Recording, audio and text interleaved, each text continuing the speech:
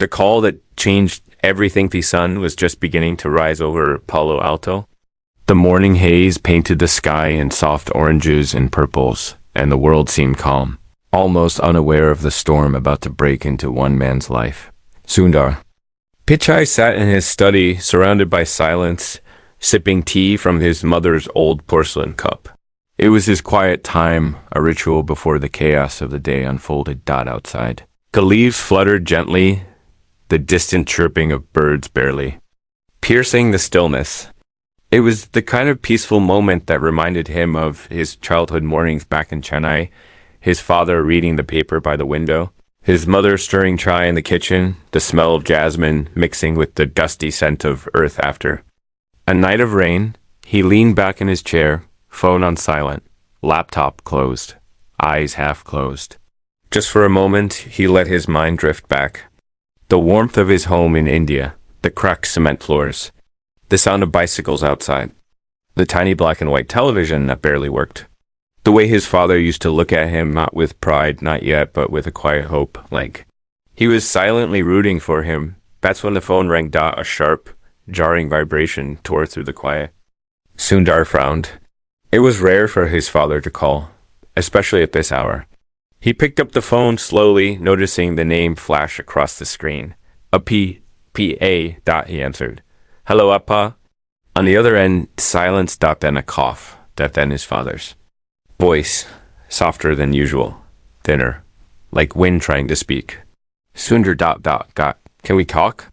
Those words alone made Sundar sit upright. He knew his father well. The man was proud, old-fashioned, a retired electrical engineer who had once gone to work with a fever just so his team wouldn't miss a deadline. Asking for help wasn't something he did. Not ever. Not even when Sundar had first left for the United States with just 2 shirts and a suitcase too big for the plane's overhead cabin. Not even when he missed his son's graduation at Stanford because he couldn't afford the flight. But today. Today he sounded different. What happened? Sundar asked, his voice calm but his heart pounding. His father exhaled. There was a long pause. Then, in a voice that sounded like it carried 100 burdens, he said, I need you to come home. Sundar blinked. To Chennai? Yes. He waited for more. A reason, an explanation.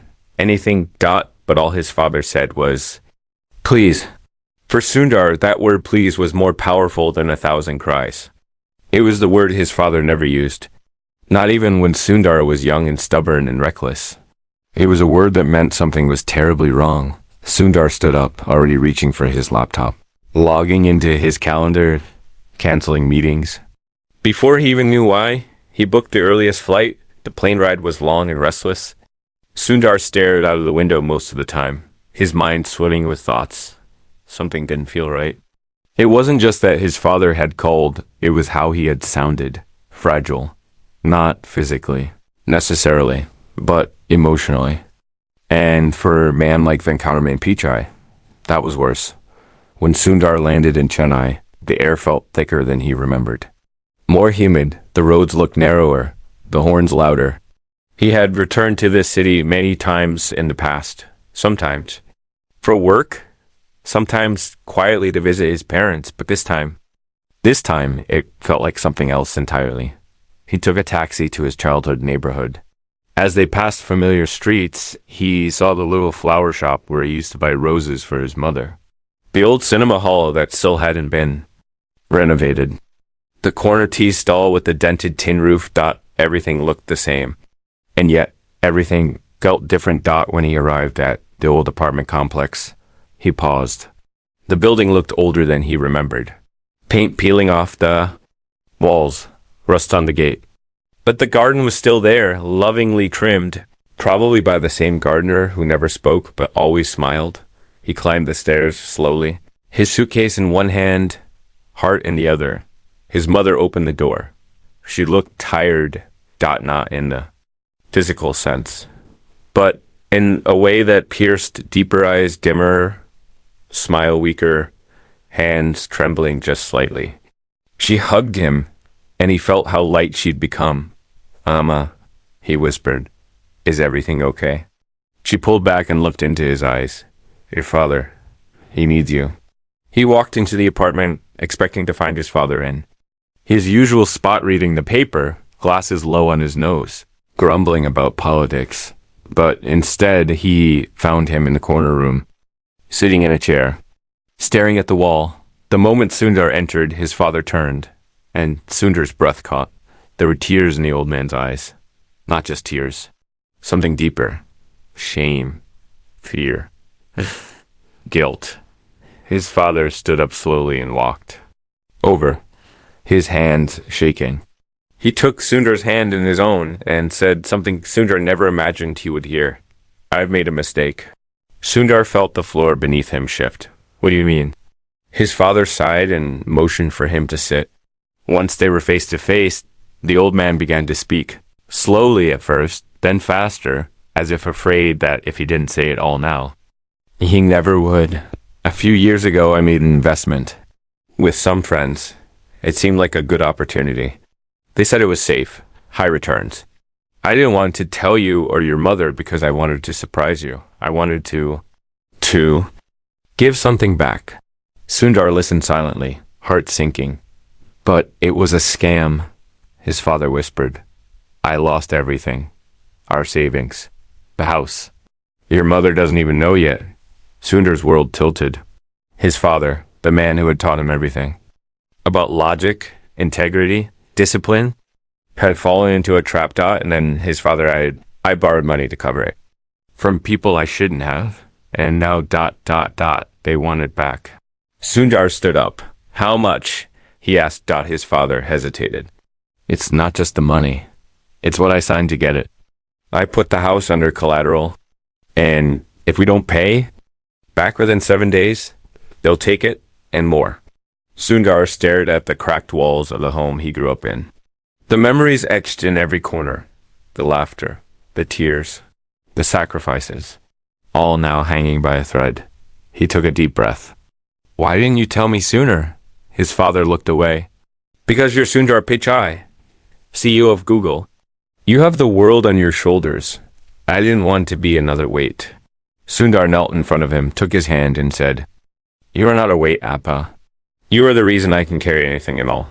His father broke down. They sat there for a long time. Then Sundar stood. We're going to fix this. But first, I need to know everything.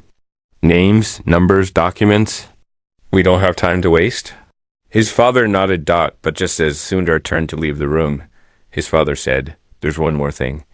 Sundar stopped.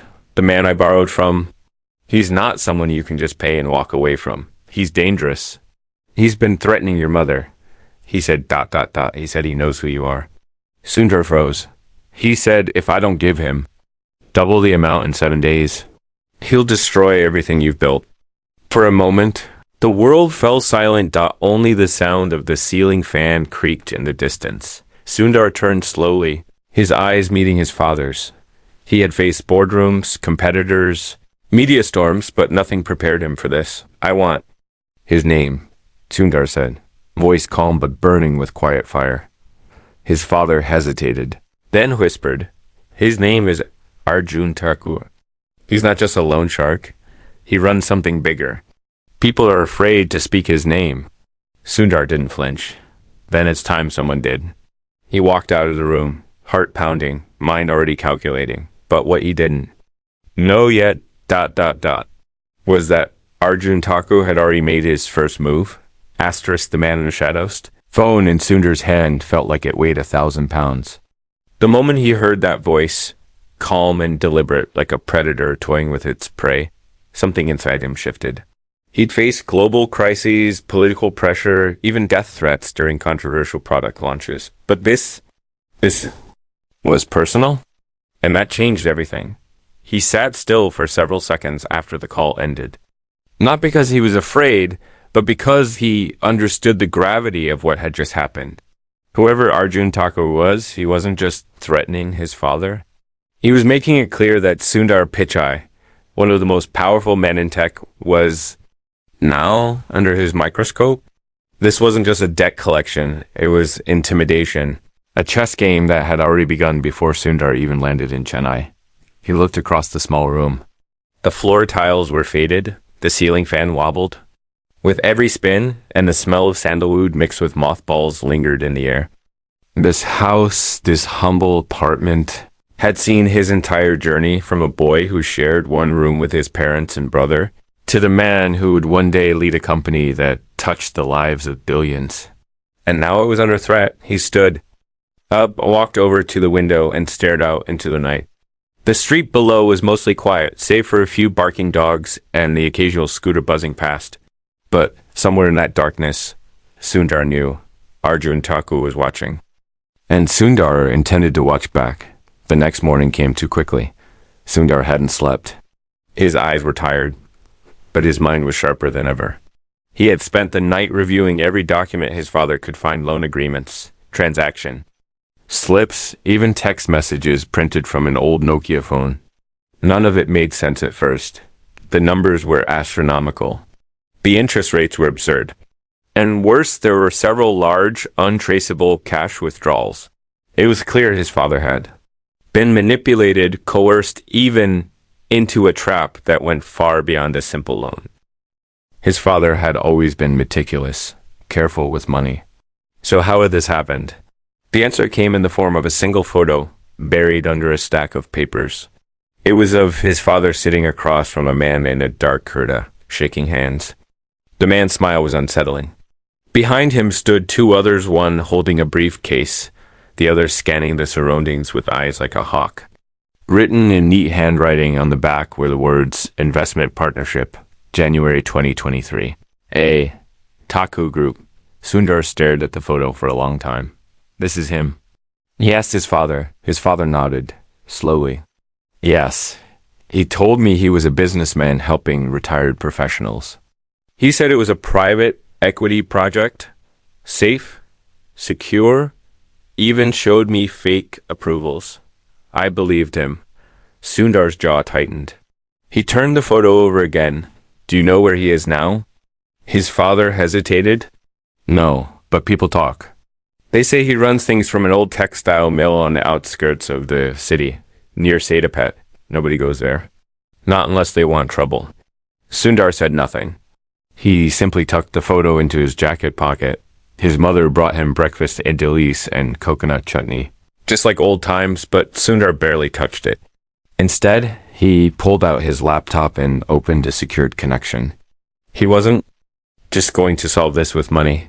He needed information, leverage, power, but most of all, he needed to understand who Arjun Thakur really was. Within minutes, he was connected to private databases, surveillance archives, and digital trails that stretched across countries. Being the CEO of Google didn't give him control over everything, but it did give him access.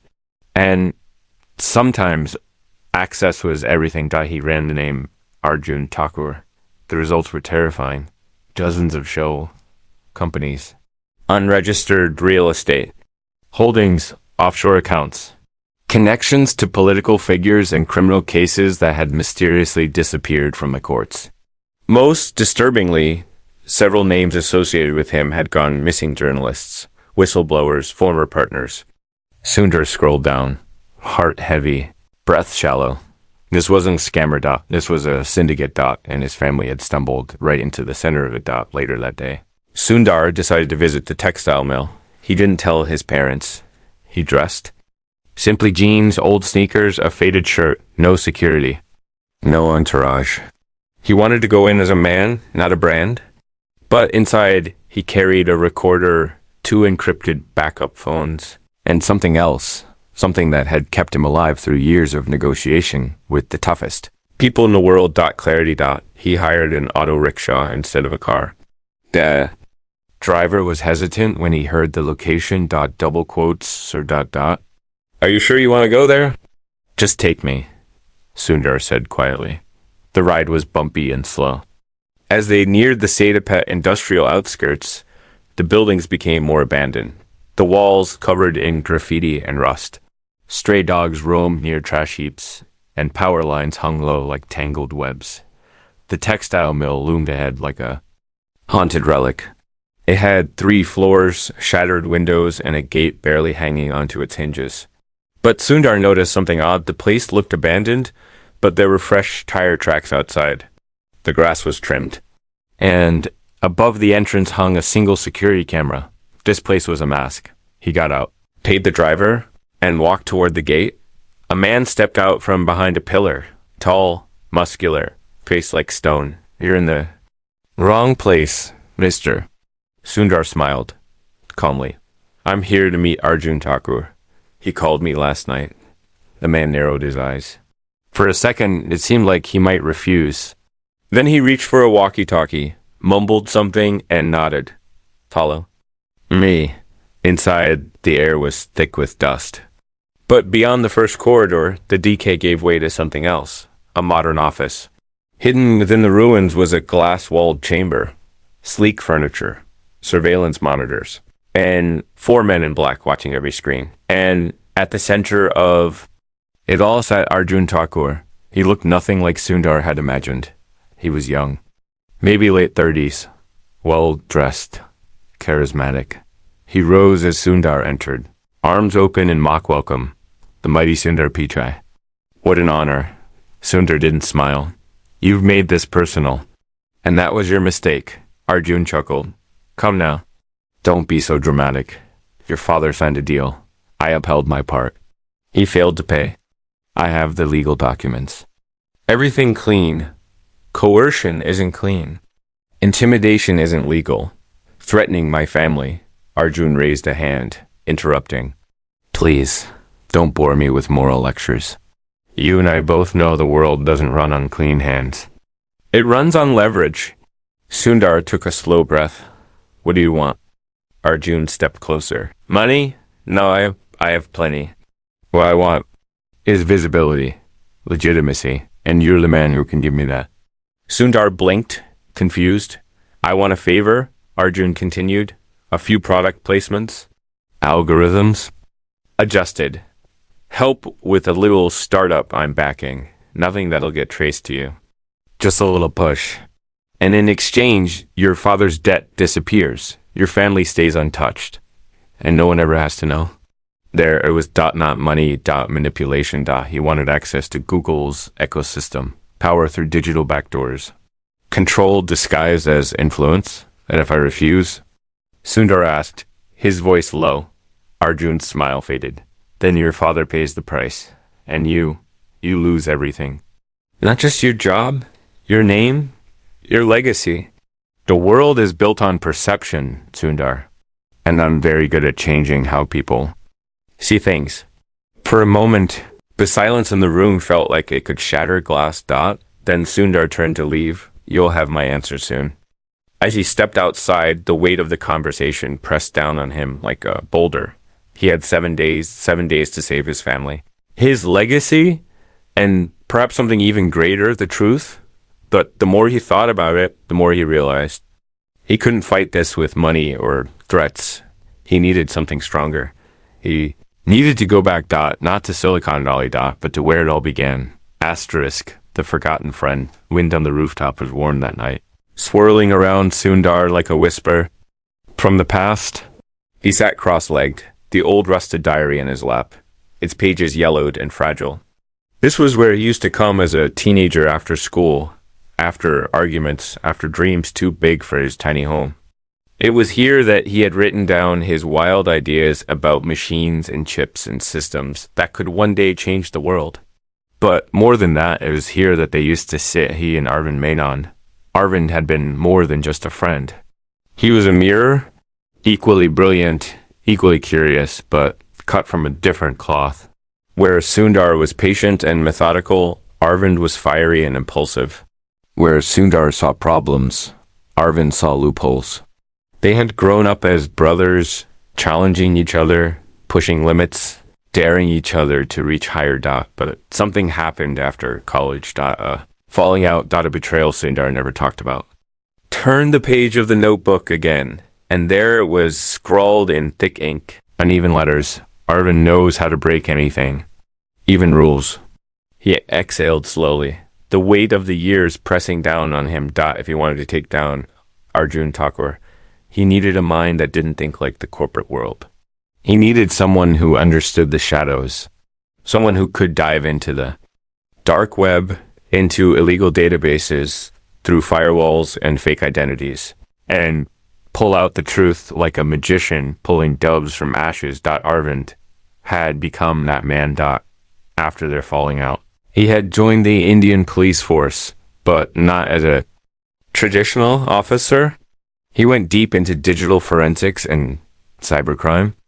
Sundar had heard whispers Arvind had once dismantled a fake passport ring that spanned 4 countries.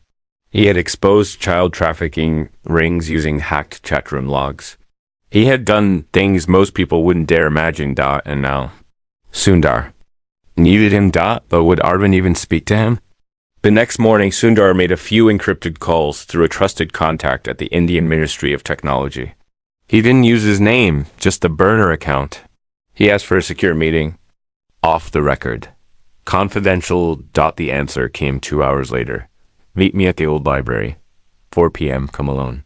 No signature. No sender. But he knew it was Arvind. The old library was a decaying marvel of British architecture, hidden behind tangled vines and cracked stone walls. It had once been the pride of the district, a haven of knowledge, its wooden shelves lined with history and mathematics and poetry. Now, it was just dust and memories. Sundar stepped through the rusted gate and walked slowly toward the entrance. Inside, everything was still. A faint smell of old paper lingered in the air. The windows were grimy, and beams of sunlight cut through the gloom like golden blades. He walked past toppled chairs and collapsed shelves until he reached the back where the science section used to be. That's when he saw him, Arvind Menon, leaning against a broken table, arms crossed, hair longer than Sundar remembered, beard peppered with gray, eyes sharp and watchful. So, Arvind said, voice low, laced with history. The great Sundar Pichai finally returns to the land of mortals. Sundar smiled faintly. Hello, Arvind? There was a long silence.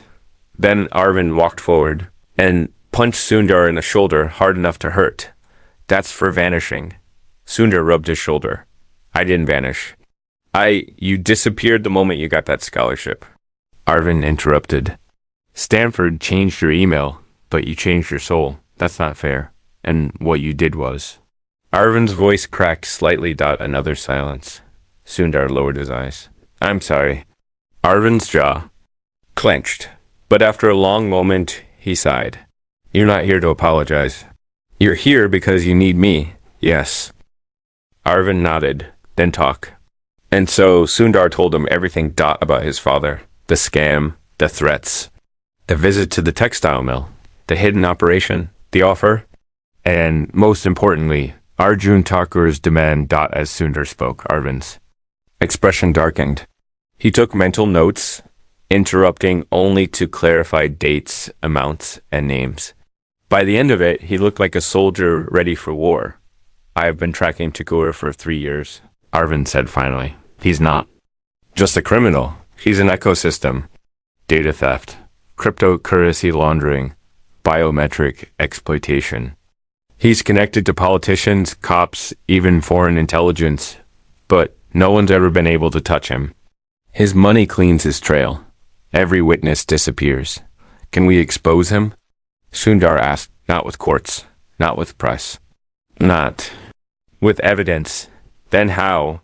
Arvind leaned forward. We break the one thing he values more than money, his anonymity. He reached into his bag and pulled out a small device sleek. Black, no larger than a pen. This, he said, is a pocket snare. Custom built. Plug it into any of his networks, even briefly, and it creates a ghost protocol, copies data. Undetectable, and transmits it through 7 proxies. And what do we do with the data? We use it, not to prosecute, but to paralyze. We leak the parts that make him radioactive. Corrupt land deals, offshore laundering, bribery trails. Not enough to convict him, but enough to make every politician and business partner run for cover. Sundar hesitated. You're talking about cyber warfare. Arvind looked at him coldly. You want to save your father? Your company? Your name? Then yes. This isn't Silicon Valley. This is survival. Sundar looked down at the device. It looks so small, so harmless. And yet it could bring down an empire. We'll need someone on the inside, Sundar said. Arvind smirked. Already got one. A data courier who works for Thakur's second in command. She's scared, but she's willing. Name's Meena. Works nights at the textile mill's archives. She wears a necklace with a red thread.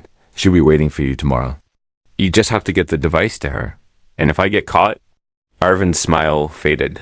Then you're not Sundar Pichai anymore. You're just another problem to be erased. That night, Sundar couldn't sleep. He sat by his father's bedside, watching the old man breathe. He looked smaller now, weaker, humbled by guilt. But Sundar didn't see failure. He saw the man who had sold his gold ring to buy him his first computer. He saw the man who cycled 10 kilometers in the rain to get a phone bill paid on time. He saw the man who never asked for help. Until now. And Sundar made a vow not just to fix the mistake, but to restore the dignity that had built him. Asterisk. The silent vault, narrow alley behind the textile mill twisted like a maze of forgotten shadows. Broken pipes jutted from cracked brick walls. Puddles of murky water reflected the flickering streetlights, and rusted tin sheets clanged against the wind like a warning. Sundar and Meena ran without speaking, their footsteps splashing through. The grime lungs heaving with panic, hearts racing against time. Behind them. The two guards shouted louder, closer now. One of them fired a shot into the air sharp, cracking, terrifying.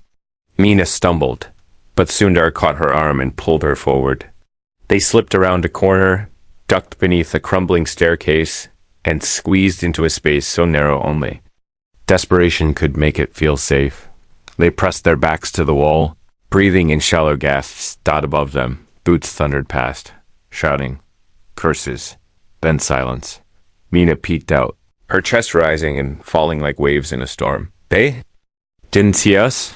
Sundar nodded, though sweat soaked his shirt and his hands trembled slightly. He had faced high-stakes meetings, even moments of international pressure, but nothing like this. This was not a boardroom. This was survival. He looked at her now, a really looked dark hair tied back, eyes alert yet haunted, shoulders tense. Like someone always expecting betrayal. You okay? He whispered. She nodded. We need to get to the vault. Before the next patrol. Sundar touched his ankle, carefully retrieving the pocket snare from his sock. How much time do we have? Meena checked her watch. 12 minutes. The guards rotate every 15. Once we're inside the corridor, we'll have less than 5 to insert the device and copy the data. Where is the server room? Basement. Third sublevel. It's not listed on any blueprint. They call it the silent vault. It's soundproof, firewall isolated, and motion triggered. You've been inside? Twice. The password changes every 6 hours. But I memorized today's code. Sundar looked at her, impressed. Why are you helping us? She hesitated. Then said softly, because I used to work for him. For Arjun Thakur. He didn't speak. He waited. She took a breath. I joined as a data analyst. I didn't know. At first, just thought it was a secretive financial firm. They paid well, took care of everything. But then I saw things. Names disappearing, accounts rerouted, reports that made no sense. And then one day my brother vanished. He had come to pick me up. They said he never arrived. Her voice cracked. I found his phone in the trash. And a message. You saw too much. Sundar closed his eyes. I tried to leave, she continued, but they own everything, even the police. So I stayed, waited, searched for someone brave or foolish enough to challenge him, and then you came. Sundar looked at her, the weight of her pain settling between them. Then let's finish this. He said the entrance to the sublevel was hidden behind a panel in the boiler room. Meena pried it open with a metal rod, revealing a keypad glowing faintly in the dark. She typed in the code. Quickly. 347289. A hiss. The panel slid open to reveal a narrow staircase descending into pitch. Blackness. No cameras. No windows. Just the kind of place you'd never escape if someone locked the door. They entered. Each step creaked slightly, echoing into the void. The air was cold, metallic, laced with something chemical. As they descended deeper, the hum of machines grew louder, a low, steady vibration like the heartbeat of something inhuman. At the bottom, they found it. A steel door with no handles. Just a biometric scanner. Mina pulled a thin strip of plastic. From her bag, what looked like a bandage, retina spoof, she explained. I copied it last week. One of the tech supervisors. She placed it gently on the scanner. A soft beep. The door opened. And inside was the silent vault. Rows of servers lined the walls, blinking in patterns only machines understood. A central terminal glowed in the middle, sleek, silver, humming like it knew it wasn't supposed to exist. They stepped in quickly. Mina moved to the terminal, guiding Sundar. Plug the snare here. Wait 10 seconds. It'll auto-run. Sundar inserted the device. The screen flickered. Codes began to scroll. 10%, Mina whispered. 20. Outside. The door, something clicked. They froze. Motion sensor, she said. It's early. How long until it finishes? 40 more seconds. A red light blinked above the door. Someone was coming. Mina handed Sundar a flash drive. Back up, just in case. Sundar turned to her. And you? I'll delay them. No, you're the target. I'm invisible. You're not invisible. She looked at him with something like gratitude. You need to go, now. The screen showed 96%. MEE shoved him toward a narrow grate near the floor. That vent leads back to the boiler. Crawl fast. Sundar hesitated, then pulled the device from the port, stuffed it into his pocket, and ducked into the vent. Just as the door opened behind him, he heard shouting, but he didn't look back. He emerged in the boiler room 10 minutes later, covered in dust and grease, but alive. He made it out through a side door, climbed a fence, and disappeared into the darkness of Chennai's crowded streets. His heart didn't slow down for hours, but the data was in his hand. And that changed everything. The next day, Arvind's apartment became mission control. They plugged in the pocket snare, decrypted the files, and what they found left even Arvind speechless. Millions of rupees funneled through fake charities. Scanned Aadhaar cards of citizens across 5 states. Secret recordings of politicians. Facial recognition blueprints copied from military servers. It was the skeleton key to Thakur's entire empire. This is enough to paralyze him, Arvind whispered. If we leak this right, everyone will turn against him. Partners, politicians, even his own people. But then he looked up, troubled. There's something else. What? Sundar asked. Arvind turned the screen, and there was A. Photo of Sundar's father. Tied to a chair. Eyes bruised. Time stamped 2 hours ago. He's taken your father. Sundar's breath caught. And there's a message. Arvind said. Click the file. A video played. Arjun TAAKU R. Smiling coldly. Hello, Sundar. Lovely trick last night. You always were clever, but now let's play a real game. Bring me the device. Or your father disappears. He leaned into the camera. You have 24 hours. Asterisk rewriting. The Gamidi sun hadn't risen yet. But Sundar was already wide awake, standing at the edge of the rooftop in Arvind's apartment, staring into the blue-gray sky that hung over Chennai like a thin veil of uncertainty. The world below was still half asleep, shutters closed. Tea vendors lighting their stoves, birds just beginning to stir, but inside his chest, a storm raged louder than anything the city could produce. He couldn't shake the image of his father, the bruised eyes, the helplessness, the subtle fear in the way his shoulders drooped, as though the burden of shame had finally broken through his iron discipline. Sundar had never seen his father like that, not even when they had no money to pay electricity bills, not even when he sold his wedding ring to buy Sundar's first mobile. Asterisk. His hands curled into fists at his sides. 20-4 hours. That was the deadline. 24 hours to either hand over the device and protect his father, or hold on to the truth and watch his father become a casualty in a war he didn't deserve. To be part of Dot behind him, the door creaked open. Arvind walked out, 2 mugs of steaming chai in hand. He handed one to Sundar, then sipped from his own. "You didn't sleep," Arvind said softly. Sundar shook his head. "How can I?" Arvind looked out over the city. "You know, when we were kids, I used to think you had no fear. Not because you were brave, but because you always believed things would work out. I envied that." Sundar didn't reply. "But now," Arvind continued, "I think you're scared.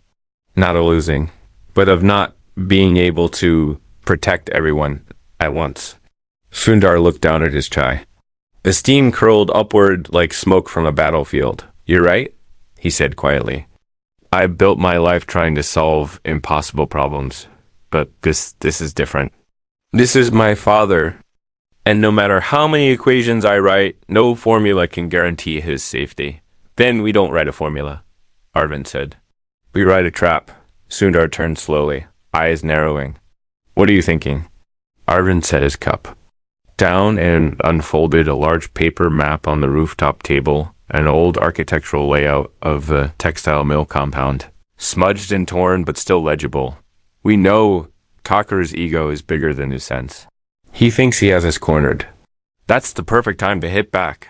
He pointed at a spot on the map. "This warehouse building 3. It's not listed on any public registry, but the heat maps show activity, motion, drone scans. It's where he's holding your father. How do we get in?" "We don't. You do. Alone?"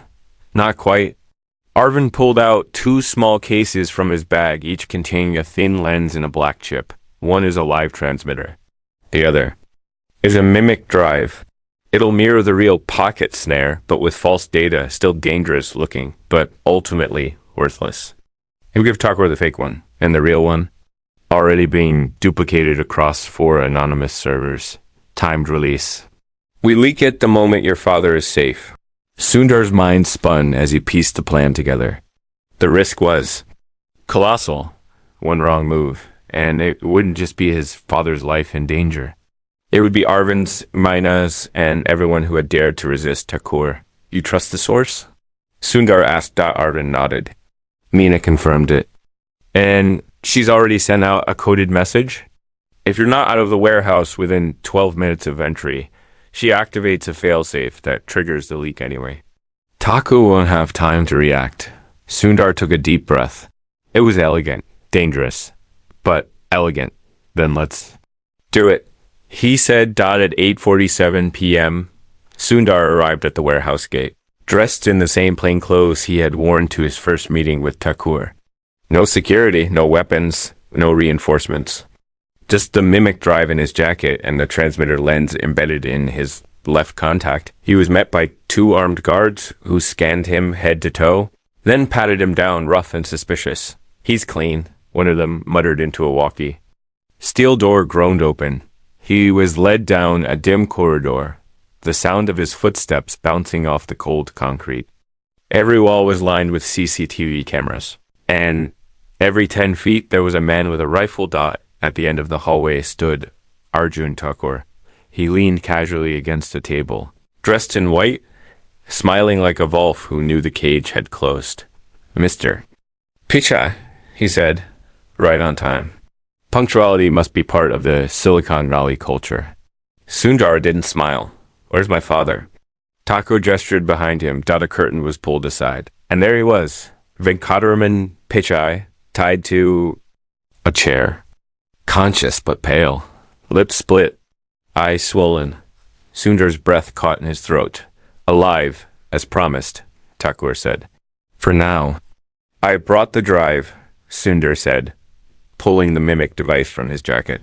He held it up. Thakur, single quotes. Eyes gleamed. "Good. Hand it over." "Not until I see him released." Thakur sighed. "You're not in a position to negotiate." Sundar stepped forward. "But you are." "Because if anything happens to him, the real drive gets released. The evidence already exists in 6 secure cloud vaults. You won't even know where to begin." "Cleaning it." Thakur's smile faltered. He turned to one of his men. Check it. The guard took the drive, plugged it into a laptop, and began scrolling through the files. He nodded. It looks legit, you see? Sundar said. I held up my end. Very well, Thakur said. He snapped his fingers. The guards untied. Sundar's father, who collapsed into Sundar's arms, barely able to stand. You'll walk out of here, Thakur said. But remember this, Sundar. If you ever cross me again... Suddenly, one of his guards shouted, Sir, external signal. We're being traced. Another voice yelled. Something's pinging from inside. Our network's exposed. Thakur's eyes widened. What? Sundar didn't wait. He grabbed his father, hoisted him onto his shoulder, and bolted for the exit. Guns raised. Shouts rang out. But at that exact moment, the lights shut off. Pitch black, then red emergency lights. Blinked on, followed by the blaring of alarms. Breach detected. A robotic voice echoed. Data integrity compromised. Arvind's failsafe had activated early. In the chaos, Sundar dashed through the halls, half carrying his father, his heart thundering in his chest. Bullets ricocheted off the walls. Guards screamed. One of them lunged forward, but a fire extinguisher exploded nearby, filling the air with white fog. Then out of the smoke, Meena appeared. She grabbed Sundar's free arm and guided them to a side tunnel through a hidden maintenance door and into a drainage pipe that opened into the back of the compound. They emerged coughing, wet and trembling but alive. A black van screeched to a halt beside them. Arvind was at the wheel. They jumped in, and within seconds they were gone. 3 hours later, the internet exploded. Whistleblower files published across anonymous forums. Video. Evidence leaked to international watchdogs. Biometric data traced back to stolen government projects. Offshore accounts flagged and frozen. News anchors screamed headlines. And Arjun Thakur vanished. Cliffhanger: as dawn broke. Sundar stood at the same rooftop, his father resting in bed inside, recovering slowly. Arvind walked up beside him, holding a printout. You need to see this. It was a message. From an anonymous source. You exposed Thakur. Well done. But he wasn't the only one watching. Your moves just woke up bigger shadows. Sundar read it twice. And for the first time in days, he didn't feel fear. He felt ready. Asterisk. Shadows and light. Chennai was still waking up as the city bathed in the golden hush of dawn. But inside the Pichai household, it felt like time had finally slowed. After days of fear, uncertainty, and relentless movement, the silence was no longer terrifying. It was a kind of peace. Not the kind that comes after victory, but the kind that follows survival. Sundar sat quietly at the foot of his father's bed, watching him breathe steadily. The bruises on Venkataraman Pichai's face had begun to fade, but the exhaustion ran deep in his bones. The old man stirred and opened his eyes slowly. They met his son's gaze and held it for a long moment. You came back, his voice rasped. Course I did, Sundar said, reaching for his hand. Venkataraman squeezed it lightly. I didn't want you to see me like this. Appa, Sundar said softly. You're the reason I became who I am. Not because you were perfect, but because you were always strong, and even now, you still are. His father turned away slightly, blinking back emotion. We almost lost everything. He whispered, but we didn't, Sundar replied. Because of you, because of Amma, because of everything you taught me when we had nothing. Those lessons saved us. They always will. His mother entered quietly with a glass of warm milk and a faint smile. For a moment, the family simply sat in the dim room, letting the morning light soak through the window. But peace, Sundar knew, was fleeting. He pulled the folded piece of paper from his pocket. The anonymous message Arvind had handed him the night before. You exposed Thakur. Well done. But he wasn't the only one watching. Your moves just woke up bigger shadows. Arvind believed the message had come from someone international intelligence unit, a rogue agent. Maybe? Or a digital vigilante. Either way. It was a warning. The data Sundar had helped leak didn't just bring down Thakur's empire. It disrupted the networks of people even more powerful, some in high-ranking political office, others in tech, and were some who didn't like the idea of a man like Sundar pulling strings behind the scenes without their approval. He walked out to the balcony, the message in hand, and found Arvind already waiting there, sipping tea. It's not over, Sundar said. Arvind nodded slowly.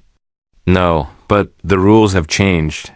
Because now they know you're not just the CEO. You're someone willing to risk everything for the truth. Sundar leaned on the railing, and that scares them. As it should. They stood in silence for a while, the city humming softly below them.